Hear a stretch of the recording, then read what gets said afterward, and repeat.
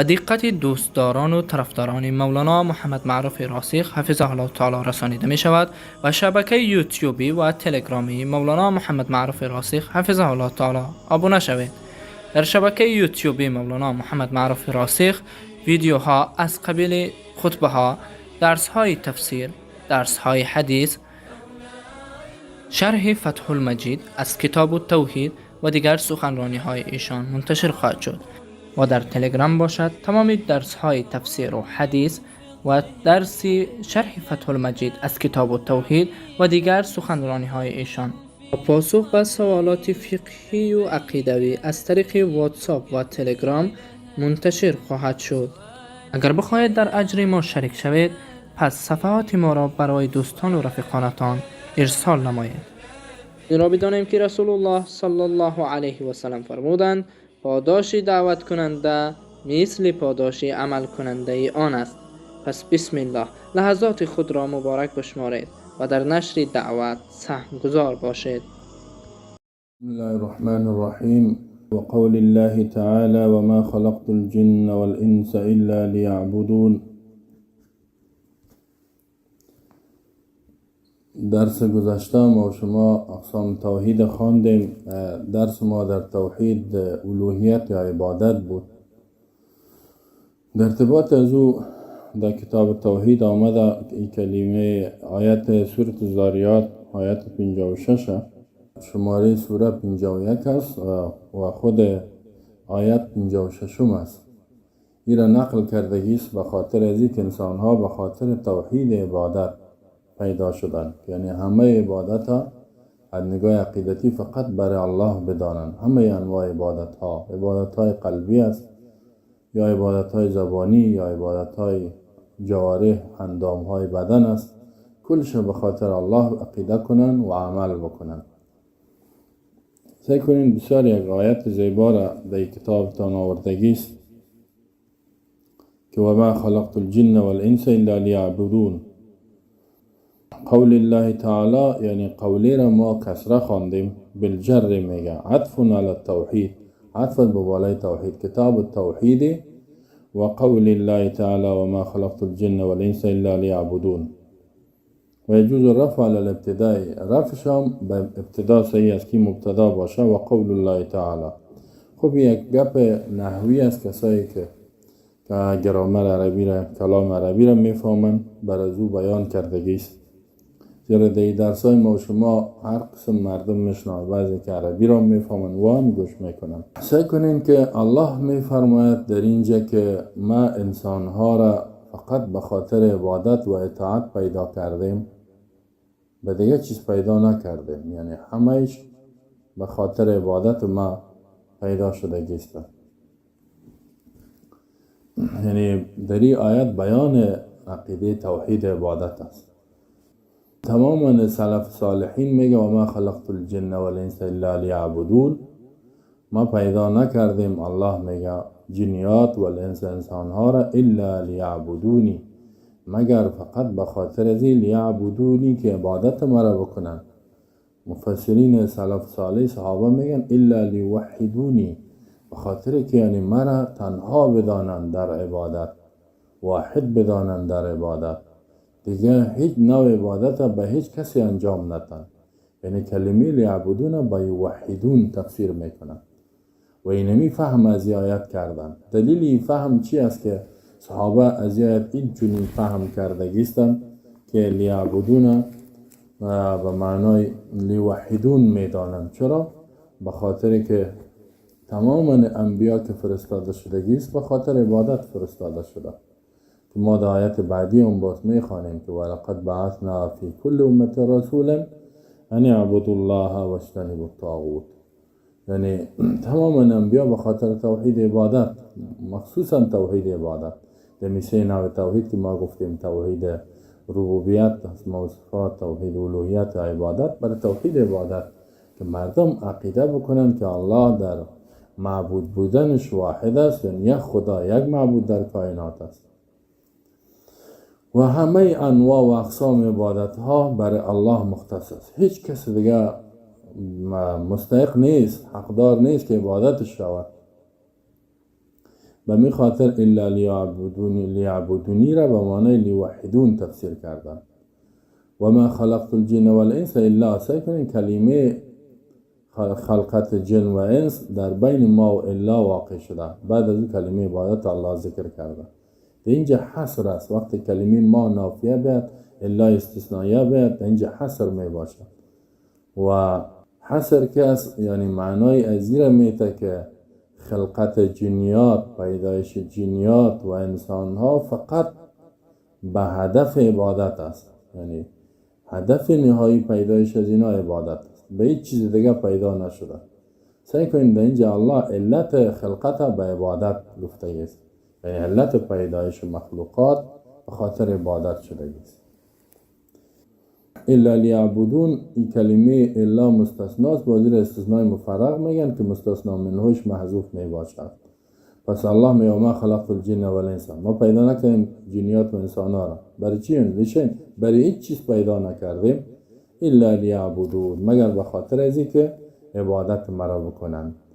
یعنی لام که است باز در اینجا لام تعلیلیه، تعلیل الغایه را میگن، یعنی علت نهایی خلقت انسان ها و حکمت پیدایش انسان ها و جنیات، حکمت نهاییش عبادت و اطاعت الله هست که همه انواع عبادات فقط برای الله انجام بده.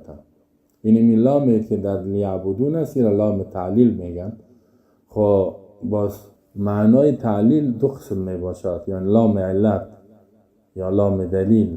یکی تعلیل غایه است، یک تعلیل علت می باشد. یعنی یکی تعلیل علت است که یک چیزی که علت برای یک چیز است، وقتی که علت موجود میشه باید معلول هم موجود شود.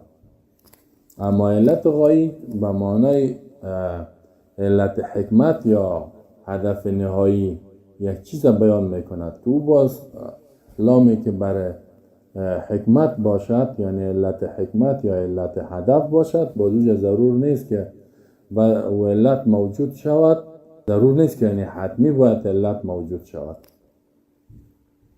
باز در علت غایی یا علت حکمتی ما بعدش مطلوب است، یعنی از جانب الله طلب می شود.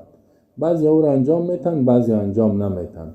سعی کنین من این را کمی قسم توضیح دادم که لام برای علت حکمت یا علت هدف خلقت انسان است که اینا لیگام تو میگه که الله میگه من انسان و جنیات به هیچ چیز پیدا نکنیم مگر به خاطر عبادت. پس چرا مردم عبادت نمیکنن؟ الله به می خاطر پیدا کرد، یعنی خلقت انسان معلول پیدا شد، با علتش چی بوده؟ عبادت. و پس انسان ها پیدا شدن، چرا عبادت نمیکنن؟ جوابش است که اینجا این لام حکمت است، یعنی با کدام چیزی که الله کسی را پیدا کنه مخالفت کردن نمیتونه. یعنی به خاطر حکمت و فایده عبادت اینا را پیدا کردیم که اینا عبادت کنن، اما بعضی عبادت میکنن و بعضی ها نمیکنن. این معنی نیست که الله از اینا اراده کرد عبادت را فقط، دیگه چیزا نیست. این اراده شرعی الله امی بوده که مخلوقات تنها الله را عبادت بکنن. باز بعضی هم عبادت کردن و بعضی هم نکردن. این حال اینجا هدف از عبادت، خوب کسایی که در این بخش کمی تخصصی میفهمن این گپا را درک میکنن. هدف از پیدایش همه انسان و جنیات فقط عبادت است، خلاص. این حال عبادت چی را میگه؟ وقتی که ما شما معنای عبادت را بفهمیم، باز میفهمیم که یعنی مشکل نیست که انسان در 24 ساعت زندگی خود عبادت الله را بکنه. یعنی از این آیتی تو فهمیده میشه، باید سوال میکنن که الله میگه ما انسان ها را فقط به خاطر عبادت پیدا کنیم، ما تنها نماز خوانده بریم، روزه بگیریم، دیگه هیچ کار نکنیم. یعنی از عبادت همین دو چیزا میشناسن، نماز، روزه، دیگه چیزا نه. این گپ نیست، در حالی که این معنا نیست که عبادت تنها نماز باشد. عبادت اینال بر شما توضیح میده که هر حکم و دستور الله را عملی کردن و از هر آن چیزی که الله منع کرده اجتناب بکنی در همه بخشای زندگی، چه زندگی فردی تنهایی است یا زندگی خانوادگی باشد یا زندگی اجتماعی باشد، اقتصادی سیاسی باشد، یعنی همه بخشای زندگی دستور الله اطاعت کنی در حالت عبادت می باشی. این را خودش اینمی کارتا الله عبادت میشماره و اینمی را تو گفته میتونی که من عبادت الله را میکنم. عبادت این تنها نماز نیست، او یک عبادت خاص است، یک عبادت عام است که از هر دستور الله اطاعت بکنی. این انسان میتونه کار سیاسی بکند، کار تجارتی بکند، مزدورکاری بکند به خاطر رزق حلال، در این وقت عبادت بکند.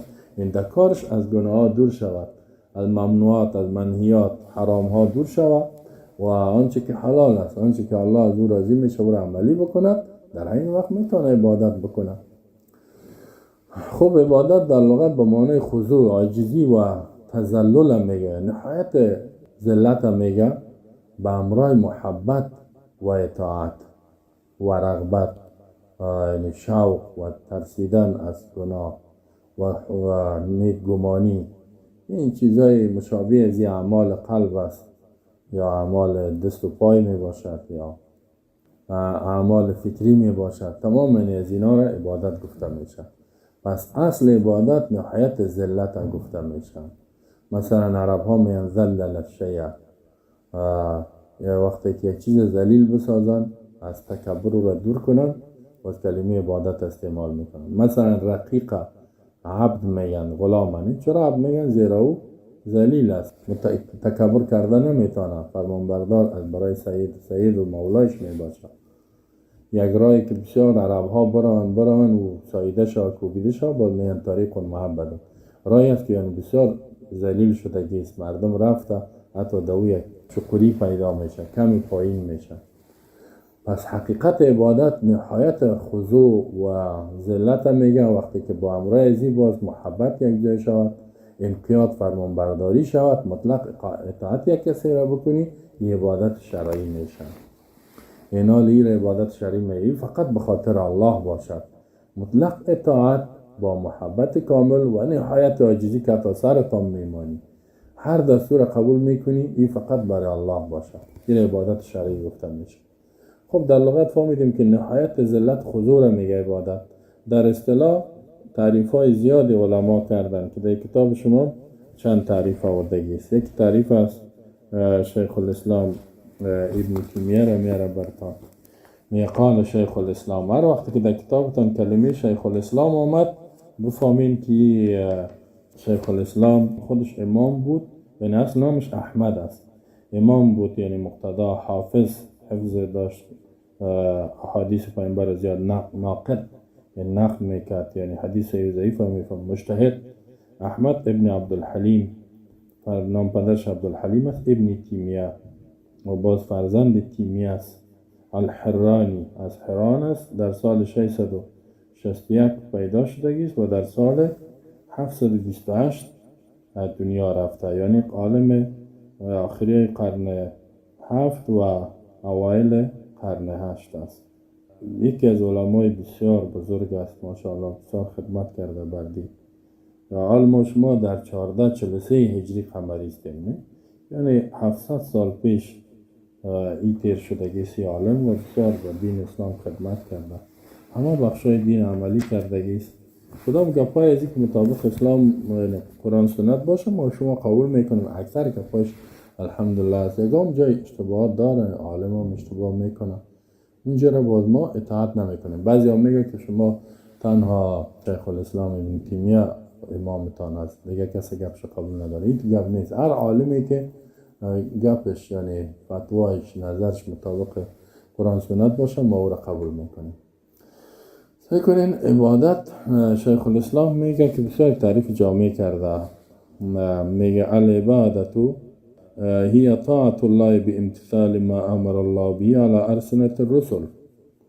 عبادت عبارت است اطاعت الله است، اطاعتش به امتثال یعنی به تابعداری کردن ما امر الله به، آنچه که الله امر کرده به زبان انبیا، على ألسنة الرسل. یعنی عبادت را میگه که کسی اطاعت بکند تماما آن چیزی را که الله دستور دادگی به زبان انبیا. این را عبادت. وقتی که عبادت به معنی اطاعت بگیریم، اگر نماز است او هم شامل است، روزه هم شامل است، زکات هم، حج هم شامل است، علم حاصل کردن هم شامل است، نظام اسلام تطبیق کردن، قانون اسلام، حکومت اسلامی را ایجاد کردن و اجتناب از هر گناه. اگر شرک است از شرک دور شوی، از زنا دور شوی، از قتل ناحق، از سرقت، از غیبت، هر نوع گناه را یعنی ترک کردن. ایرا اطاعت بکنی از دستور الله. ایرا در یک جای شیخ الاسلام تعریف کرده، در یک جای دیگه میگه که ما طلب فعل فی الشرع، عبادت این است که طلب شود عمل کردن از در شریعت. یعنی شریعت یعنی کتاب الله سنت پیامبر رو طلب کرده باشه که این کار انجام بده و رتب ثواب علی ذلک و ثواب به این مرتب شود. اینی را عبادت گفته میشه. و یک تعریف دیگه هم کرده جامع میگه العبادت اسم جامع لكل ما يحب الله و یرضاه من الاقوال والاعمال الظاهره والباطنه. عبادت یک کلمه عبادت که در قرآن لیعبدونی آمده، یا ایها الناس اعبدوا ربکم، یه استعمال شدگی است، یک نام است، جامع است، اسم جامع است، لكل ما يحب الله، از برای هر آن چیزی که الله او را دوست داره و راضی میشود، من الاقوال، هر کلمه و سخنی که از دهنت میبرد الله او را دوست داره، اونمو را راضی میشه با او، یعنی از او کلمه‌ای که از دهنت بیرون میشود خفه نمیشه، این عبادت گفته میشه. و اعمال ظاهری که از تو بیرون میشه، نماز است، روزه است، قرآن خواندن است، علم حاصل کردن است به خاطر الله، این عبادت گفته میشه. و الباطن، اعمال باطنی که باز بعضی اعمال باطنی رو براتون میگم که اعمال قلب است، مثلا ایمان است، توکل است، خوف است، رجا است. این را سعی کنید یعنی تمام حرکاتت که مطابق رضایت الله و صادر میشد، این تو حرکات انجام میدی که الله از راضی میشه، خوش میشه، اون امور عبادت گفته میشه. این حال انسان وقتی که تعریف عبادتی تو باشه، در هر مرحله زندگیش کاری را بکند که الله از او راضی شود، بس این در حالت عبادت است. گفته میتونه که من عبادت الله را کرده هستم. خب این یک تعریف هایی که شیخ الاسلام کرده است. یکی شاگرده شیخ الاسلام ابن القیم است. این هم تعریف داره و مراتب عبادت بیان میکنه. قال ابن القیم میگه در کتاب مدار ولا 15 قاعده من کملها کمل مراتب العبودیت. حافظ ابن القیم کی است؟ ما قبلا چون که کمی معرفی میکنیم میره، یم هو الامام الحافظ المجتهد، یم امام بود، حافظ احادیث، مجتهد بود. یم شمس الدین اسم لقبیش است، ابو عبدالله اسم کنیش است، محمد اصلا نامش محمد بوده. ابن ابی بکر زرعی الدمشقی یعنی از سرزمین شام یا سوریه بود. توفی سنه 751، در سال 751 هجری وفات کردگی است. مثل که گفتیم که شیخ الاسلام ابن تیمیه را در کدام سال وفات کردگی است؟ که در سال 728. این در سال 751، یعنی 20 سال فاصله است در بینشان. این شاگرد شیخ الاسلام ابن تیمیه بود و این بسیار خدمت کرده و بسیار کتاب‌هایی که مطابق قرآن سنت نوشته کردگی است. بعضی جایی که اگر اشتباه داره و کردگی است، او را ما اشتباه داره، طبعا هر عالم اشتباهات خودم می داشته باشه، ولی بسیار از کتاب‌های ازی ماشاءالله یا بحر علم هستن استفاده میشه و اکثر گپایشون مبتنی با دلیل است. این میگه که مدار عبادت به 15 قاعده میشه. کسی میگه این را تکمیل کند، مراتب و مراحل عبودیت و عبادت تکمیل میکند. باز بسیار خوب بیان میکنم و بیان ذالک، بیان ازی میگه ای است که ان العبادت منقسمه علی القلب واللسان والجوارح. عبادت تقسیم می شود به قلب و زبان و اندام ها، یعنی 3 نوع انسان عمل انجام میده. یکی عبادت های قلبی است یا اعمال قلبی است، یکی عبادت های زبان است، یکی هم عبادت های جوارح یعنی دست و پای است. مثلا در عبادت های قلبی یک مثال بتیم، مثلا اخلاص یعنی یک ایمان است، ایمان میاره الله رو به وحدانیتش قبول. دوم اخلاص، هر عمل تا فقط به خاطر الله. رغبت، شوق در عبادت می داشته باشی که رغبت میترسی از عذاب الله، خوف، ترس از انجام گناه ها و یا عذاب الله، توکل، اعتمادت فقط به الله می باشه، به مخلوق نه. این است که اعمال قلب، انابت، رجوع کردن به الله، یعنی غیر از الله دیگه هیچ کس راجت روا نمیدانی، توبه میکنی از گناه. در انابت بسیار معناها. محبت فقط به خاطر الله می باشه، تابعداری فقط قلب فقط از الله میگه اطاعت کن، نه دیگه. محبت یعنی محبتت به الله به درجه است که با هیچ کس نمی داشته باشه، این عمل قلب.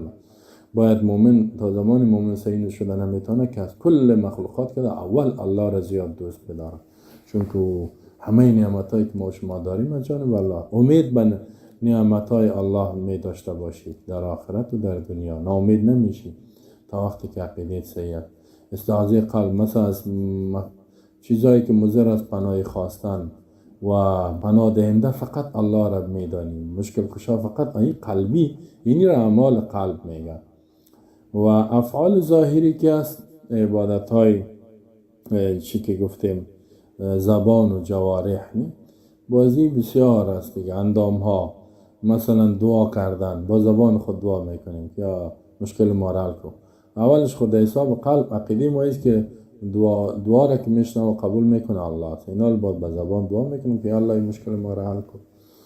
انواع دعا استعانت مدد که میخوایم در مشکل فقط از الله. استغاثه و فریاد میکنیم فقط الله. ما فریاد رس فقط الله را بدانیم و از نگاه عقیدتی و عملا و فریاد از الله میخوایم و یا طلب باران میکنیم از الله بخوایم با یا ذبح میکنیم مثلا ایوان به خاطر الله به نام الله باشد و نظر میکنیم به خاطر الله. نماز میخونیم فقط به خاطر رکوع سجده ما به الله باشد.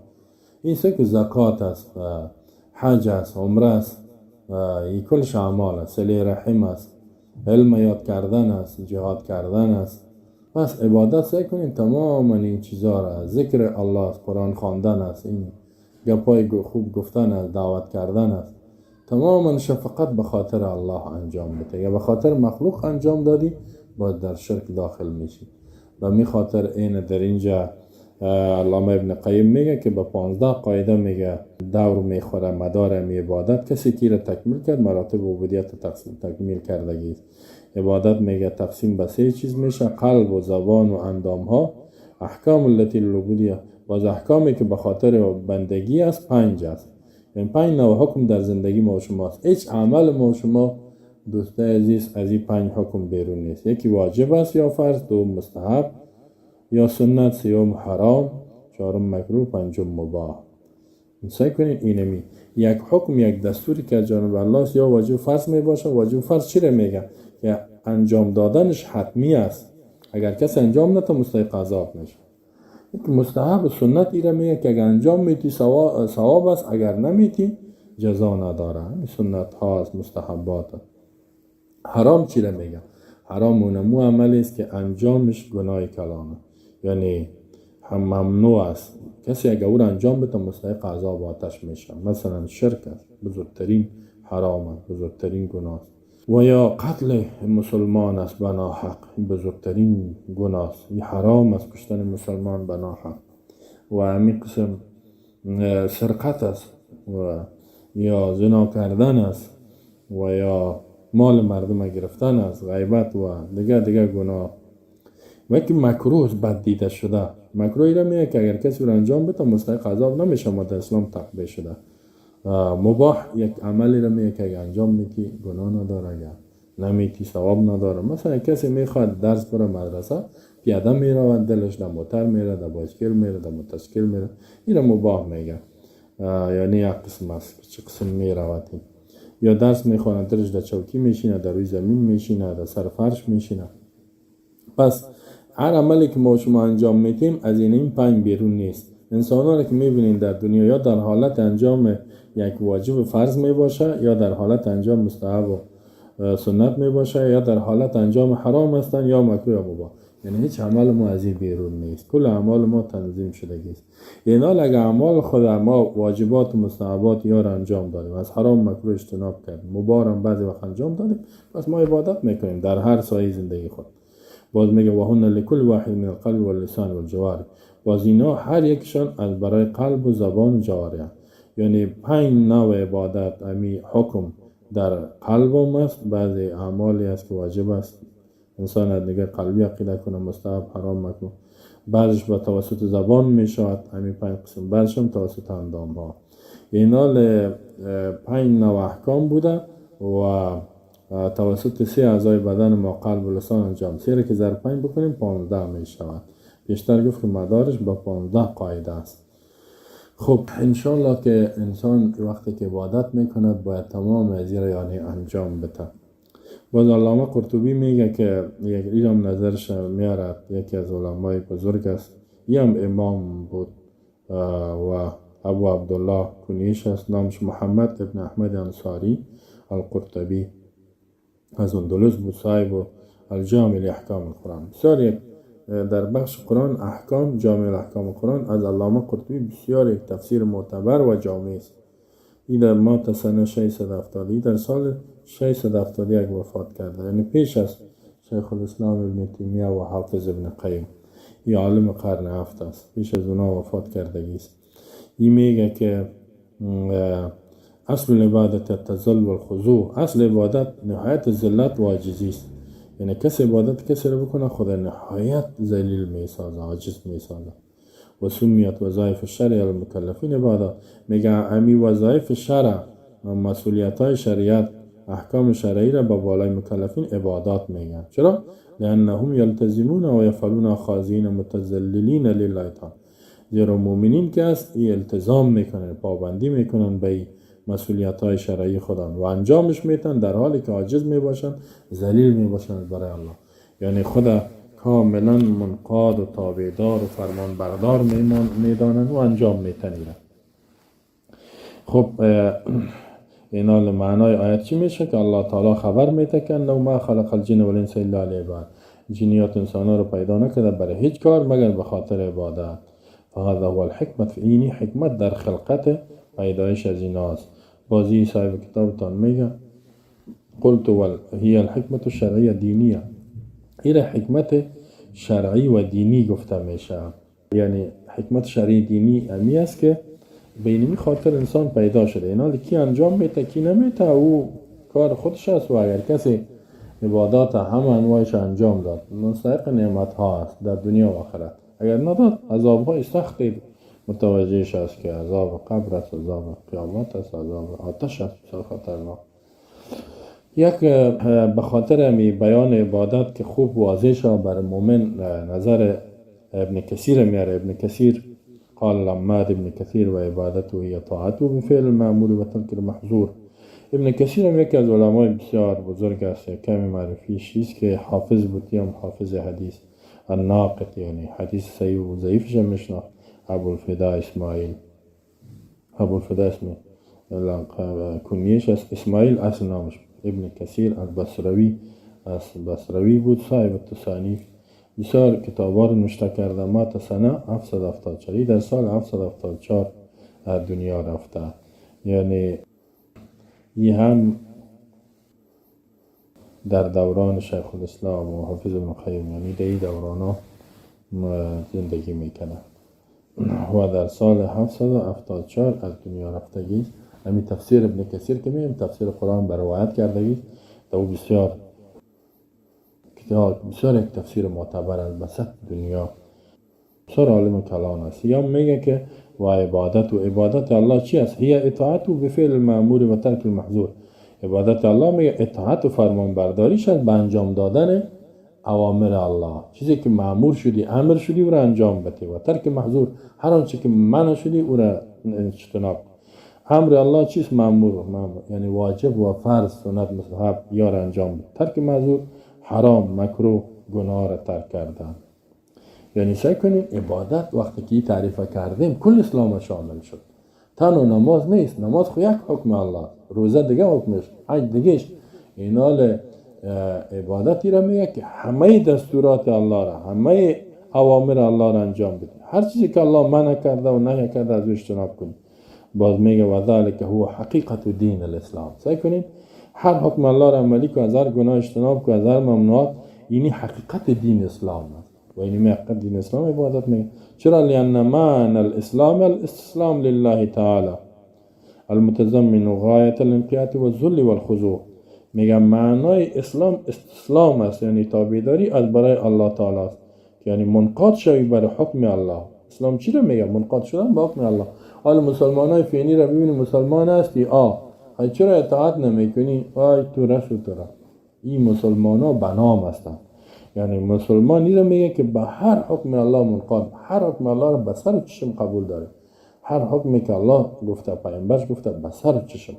نگویی که من در فلانه تنظیم هستم، فلانه رهبر، فلانه مذهب. نه، هر حکم الله رو به سر چشم قبول دارم و از هر چیزی که من نکرده اجتناب میکنم. ایره تا که قبول نکنی و به این عقیده و باور نباشی، مؤمن شده نمیتونی، مسلمان شده نمیتونی. المتضمن ای تو منقاد باشی که شامل شد غایت الامتحان، یعنی نهایت فرمان برداری را. حکم الله که میاد باید در بدنت لرزه بیاد که من این عملی کنم. و ذل و نهایت ذلت و نهایت خضوع، یعنی تابعداری و عاجزی را که در برابر حکم الله دیگه سرکشی نکن که یکم تا میگی حکم الله تو نظر ما است، با نظر ما صحیح نیست، ما هم نظر داریم، فلانی اینطور گفت، فلانی اونطور گفت. گاهی میره گپ یک کافر میره در دموکراسی طور میاد، سکولاریسم اینطور میاد، یا میره گپ یک جاهل میاره فلانه اینطور گفت. الله دیگه ما شما را صحیح بنده خود بگه، صحیح عبادت در وجود ما شما پیدا کنه.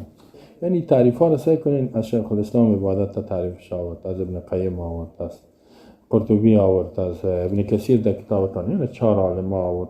شیخ الاسلام چند تعریف ها را عمر که همیشه برتا معرفی هم کردیم. چرا این گفت میگم؟ به خاطر که یعنی مردم به خاطر یعنی هدف عبادت بسیار توحید عبادت مهمه، یا توحید اولویت، یعنی میره درک کنند و این عملی بسازند. و قال ایضا فی تفسیر هذه الآیه، میگه ابن کثیر در تفسیر آیه مفسر هم است، ماشاءالله بسیاری که از مفسرین معتبره.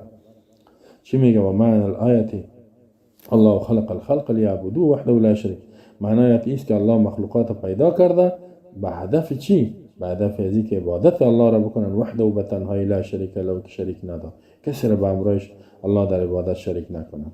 مثلا استعانت، مدد خواستن تنها از الله عبادت است، غیر الله عبادت مدد نخواه. بعضی یا پیر یا غوث یا فلان میرن در مخلوقات، یا حسن یا حسین یا علی، این شرک است. چیزا فقط الله را عبادت بکنن، شریک نداره. فمن اطاع جزا و اتم الجزاء، کسی که اطاعت الله را بکنه الله اینا بدله میته، کامل بدله، یعنی متاع خدا میته. و من عصا و عذب و شد العذاب، کسی که نافرمانیش کنه عذاب میته، اینا سخت عذاب.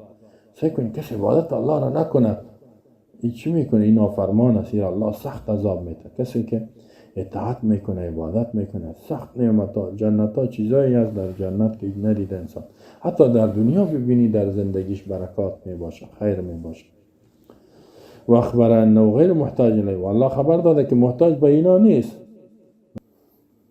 مثل که موسی علیه السلام گفت که الله متعال که اگر تمام روی زمین کافر شود به ما هیچ کدام ضرر نمیرسانه، بدون احتیاج به خاطر عبادت اینا پیدا شدن. بل هم الفقراء فی جمیع احوالهم و خالق و رزق، بلکه مخلوقات که است فقیر هستند، در تمام حالاتش محتاج به الله و الله خالقشان است، پیدا کن رازقشان. واقعا ما شما در رزق ما به الله محتاج هستیم. اگر الله بارانا را بند کنه از گشنگی میمریم. در نموی بدن ما به الله محتاج هستیم. در ای که الله ما را از مرگ نجات بده، مصیبت به کل حالات به الله محتاج هستیم. مخلوق هیچ چیز نیست. وقال علی بن ابی طالب رضی الله عنه فی الآیه، علی بن ابی طالب رضی الله عنه میگه در آیات میگه که علی بن ابی طالب شما ایرا هم میشناسین که یکی از صحابه جلیل القدر است، خلیفه 4 اسلام است. علی بن ابی طالب و داماد پیامبر صلی الله علیه وسلم، بچه کاکای پیامبر صلی الله علیه وسلم است، شوهر فاطمه رضی الله عنها. این می فرماید که و ما خلقت الجن والانس الا لیعبدون. چه معنا؟ ابن کثیر از این نقل میکنه، میگه الا لیعبدونی الا لآمرهم ان یعبدونی و ادعوهم الی عبادتی، مگر به خاطر ازی که ما امر کنیم اینا را که عبادت مرا بکنن، یعنی ما به این خاطر یارو پیدا و دعوت بتون اینا را به عبادت خود.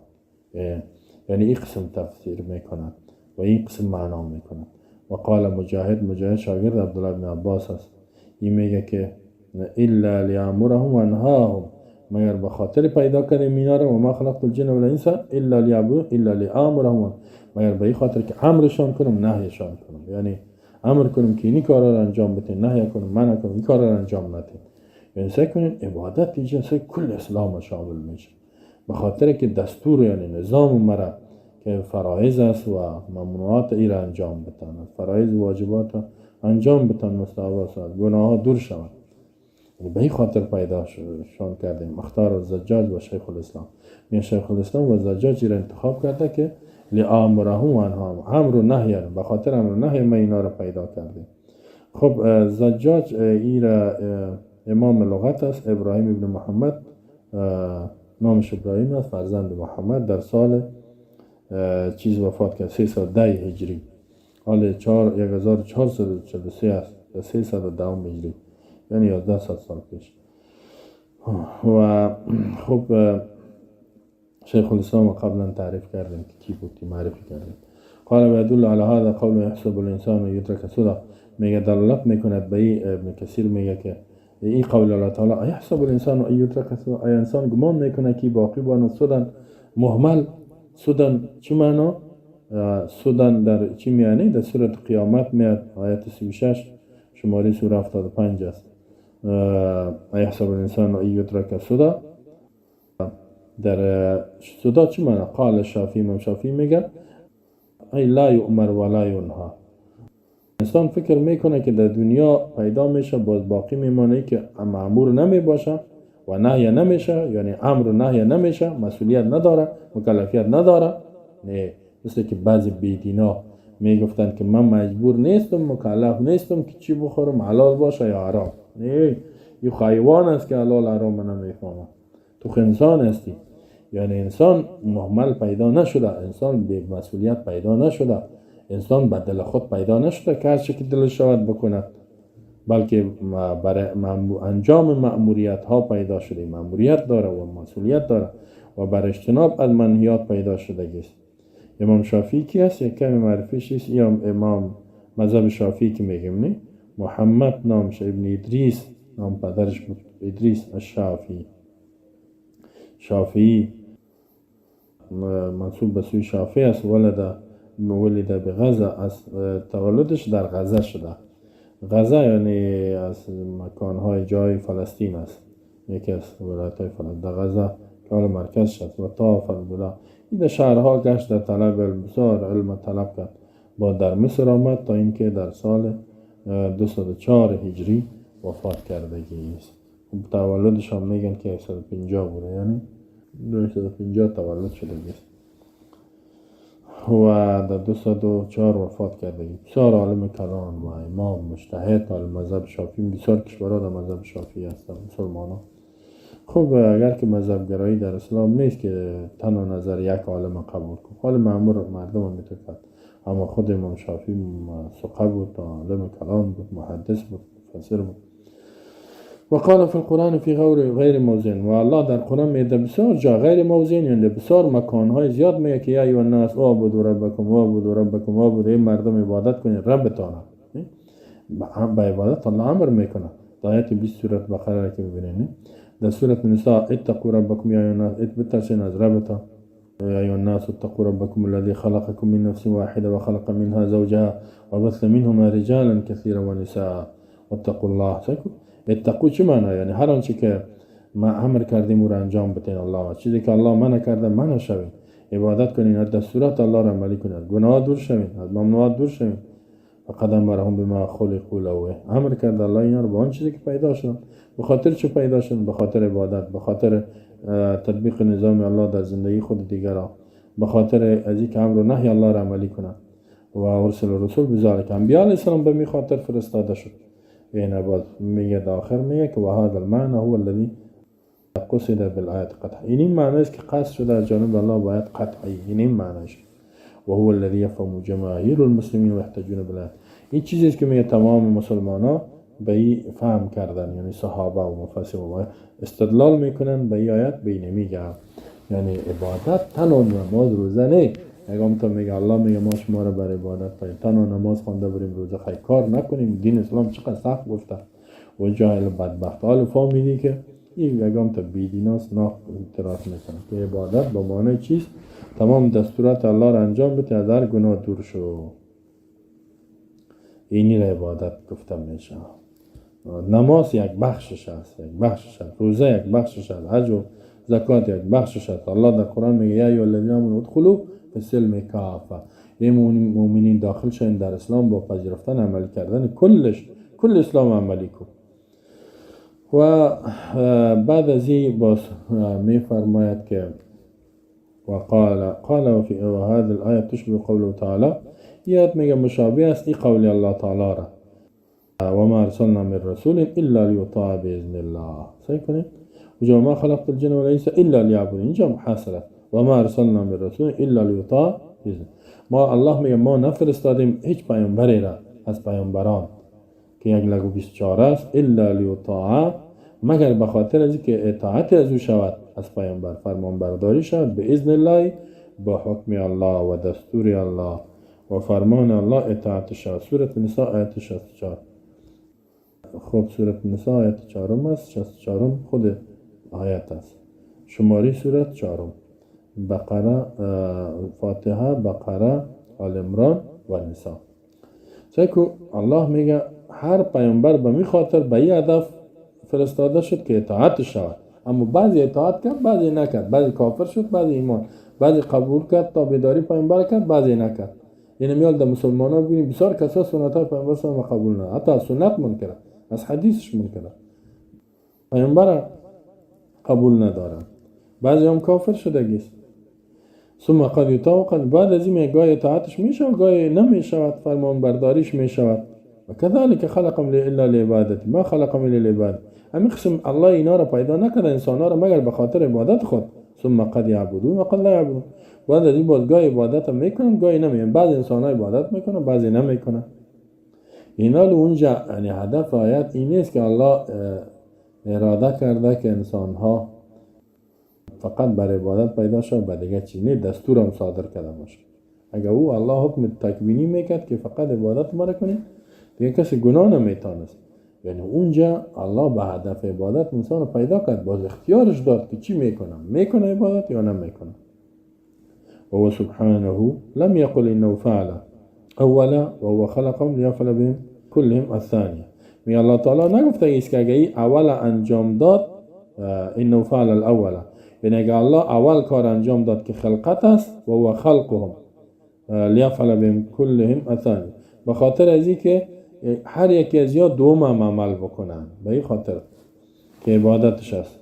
یعنی الله اینطور نگفته است که من انسان پیدا میکنم تا که مرا عبادت بکنن و دیگه هیچ کار نکنن، کلشان این کار بکنن. نه، این گپ نگفته. اگه این گپ الله اراده میکرد دوایه باز کسی اراده تکوینی میکرد، گناه کرده نمیتونست.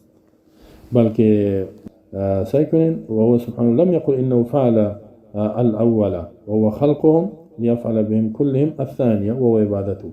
الله تعالی میگه نگفته که اول کار کرد یعنی خلقت است که خلق پیدایشان داد، پیدایش انسان است تا که یا انجام بتن کلشان دوم کاره که عبادت است. سعی کنین دیات یکی خلقت است یکی عبادت. الله نگفته که من انسان ها را خلق میکنم تا که فقط دوم انجام بتن دیگه کار کردن نتونن. ولكن ذكر انه فعل اولا ليفعلهم الثانيه. الله یاد کرده است که اینا الله اول کار کرد که پیدایش انسانات، خلقت انسانات، تا که اینا دوم کار انجام بتن. به این خاطر کرد و به این خاطر الله یارو پیدا کرده فیکونوا هم الفاعلین، یا خودشان انجام دهنده هستند این دوم کاره، بعضی میتن بعضی نمیتن. فیحصل لهم بفعله سعادتهم، پس حاصل میشود برای از اینا به فعل از خودشان اگر انجام بتن عبادت سعادتشان. و یحصل ما یحب و رضاه منه و لهم، و حاصل میشود آن چیزی که الله دوست داره و راضی میشود از او و از اینا راضی میشود. یعنی انسان ها را اختیار داده است. هدف اینمی است که انسان ها را چی داده؟ اختیار داده، عبادت میکنن یا نمیکنن.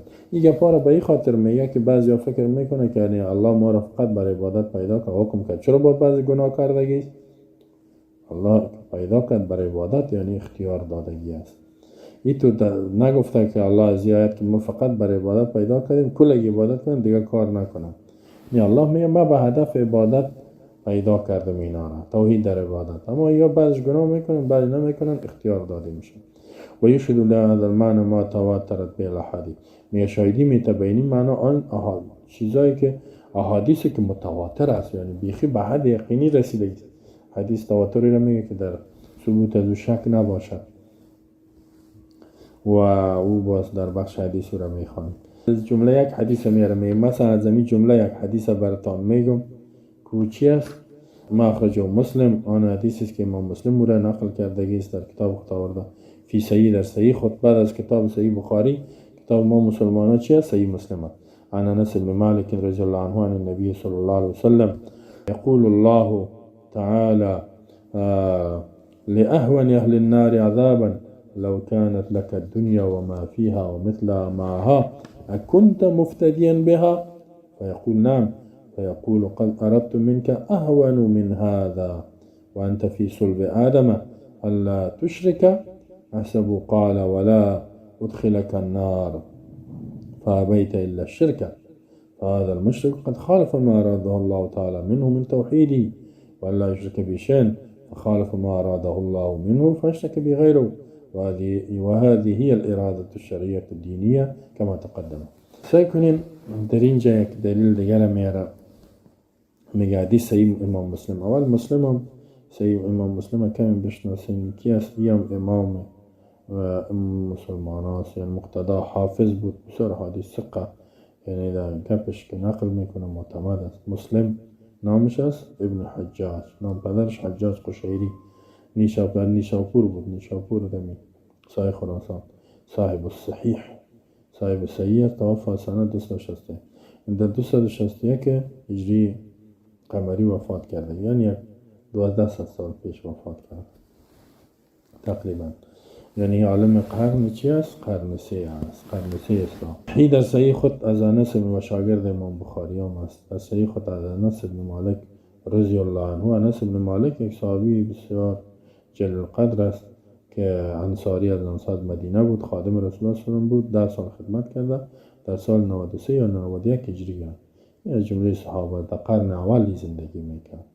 از اون نقل میکنه که از رسول الله صلی الله علیه و میگه که الله متعال میگه کسی را که داتش میخواه پرته یا داتش انداخته میگوید لیهون اهل النار، امو کسی که خفیفترین عذاب است داتش یا عذابش بسیار کم است. بعد میگه ابو طالب و غیره و نمور الله برش میگه. خب میگه اگر تو این عذاب که برش میته و میبینه یا شدت عذاب که هنوز نرفته میبینه، الله برش میگه لو کانت لک الدنیا، اگر برای تو کل دنیا باشه، امیال ما شما به خاطر دنیا سایی چی گناهی نیست میکنیم. میگه اگر کل دنیا را ما برای تو بتم و مافیان چی که در دنیا طلا، نقره، زمرد، پاچایی، حکومتش کنش مطلق برای تو و مثل ما و به اندازه دنیا دیگه هم بتم، یک دنیای دیگه هم برای دو اندازه دنیا را برای بتم. همی جهنمی را الله میگه کسی که داتش میره چی میگه برش؟ یا کنت مفتدیم بیا، آیا تو ای را فدیه میتی، یعنی در عوض جرمانه میتی که خدا خلاص کنی دو قدر دنیا را، یا دنیا را نگاه میکنی به خودت این به خاطر نجاتت از عذاب آتش سکنی چقدر سخت. اللهم اجرنا من النار، اللهم و شما را از آتش جهنم نجات بده. میگه آیا اینمی دو قدر دنیا را با پاچایی و همش به خاطر نجاتت میتی؟ حالا در دنیا بعضی پاچه هاست که بگه کشته میشه سرش حمله میشه، میگه تا آخری قطره حیات میجنگم. نه سعی کنین که از جان خود تیر است، از دنیا نه، به خاطر که عذاب سخت ندیدن. عذاب آتشی که سخت است. میگه دو قدر دنیا پاچایی برای تو کل انسان در خدمتت باشه، 8 میلیارد انسان، آیا میاره ایواز میتی که از آتش نجات پیدا کنی؟ میگه فیقولی جهنمی، میگه نعم بله. این دوزخی یا جهنمی میگه بله بله میتم یا الله، اینقدر سخت است عذاب. الله نجات بده ما شما را از عذاب آتش. کنین عذاب آتش در نتیجه چی میگه؟ عدم عبادت، که عبادت نمیکنی. بعضی بسیار فامیدام است یک نماز خود صحیح نمیخوانه و آتش میری توبه بکو، بعد از او فیقول میگه الله بر از این خو قد اردت منک اهون من هذا، میگه من از تو کمتر از این را خواسته بودم، بسیار چیز ناچیز. انت فی صلب آدم، تو در پشت آدم علیه السلام بودی.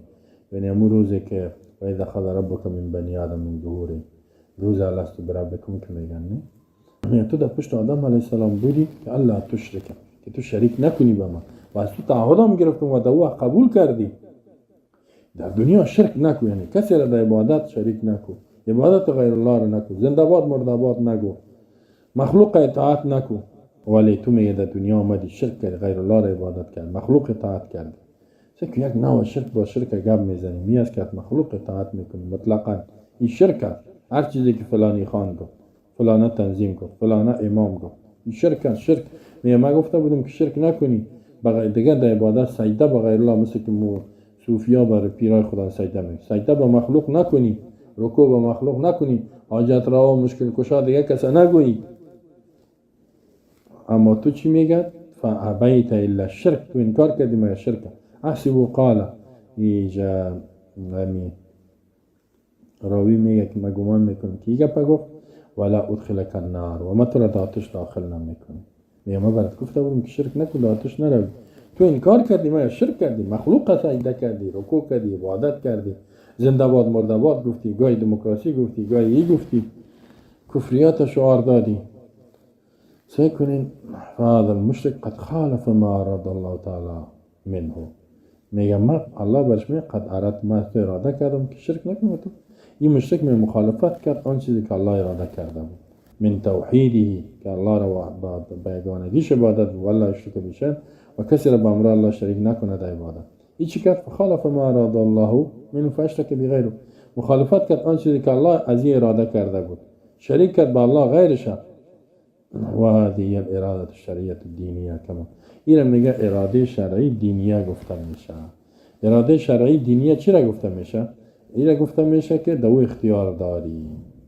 یکی اراده کونیه است یا اراده قدریه تقدیر است الله اگر نگاه دستور اراده کنه چیزی که تو شو میشه با دو اختیار نیست میشه کسی اختیار نداره مثلا دو نوع اراده الله داره یکی اراده شرعی است دو اختیار داره یکی اراده کونی است دو انسان اختیار نداره مثلا آسمان و زمین چه قسم پیدا آسمان و زمین بدل خود نبوده کوه را ببینید و ما انسان ها را ما شما را با می چهره و صورت چشمان و بینی و قد و قواره که خلق کرده به دل خود ما نبوده و اختیار هم نداریم فعلا اگر ما شما بعد اراده خود نبودیم نخواد این قدر قدی که داریم ایره به این راضی میوید چشمایی که داریم گوشی که داریم و قدای بلند فرمایش میدادیم بدن قوی را چشمای کلان فرمایش رنگ های بسیار زیبا را فرمایش میدادیم اما سعی کنید جای ما حتی به اختیار ما نیست بعضی را در افغانستان پیدا کرد بعضی را در فلان ولایت بعضی را در پاکستان